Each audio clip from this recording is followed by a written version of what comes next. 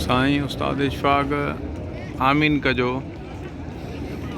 अल्लाहुम्मा सल्लि अला सय्यदना मुहम्मदिन व अला आलि सय्यदना मुहम्मदिन व बारिक वसल्लम। मुंहिंजा मौलाए करीम शहनशाह तुझी करीमी के हद काने पंहिंजे महबूब करीम अलैहिस्सलातु वस्सलाम साए कुब्यारे सरदार जो सदको उस्ताद इशफाक साईं उस्ताद इशफाक जे बचन जो उस्ताद साईं जा जेके भाइर बचड़ा बाबो अम्मा अबो जेके भी आहिनि उन्हनि सभिनी जो ख़ैरु, सभिनी जे बचड़नि जो ख़ैरु, घरड़नि जो ख़ैरु, वेड़नि जो ख़ैरु मुंहिंजा मौला पंहिंजे गैबी गंज खज़ाने को अता करेनि, कंहिंजो मोहताज न करेनि।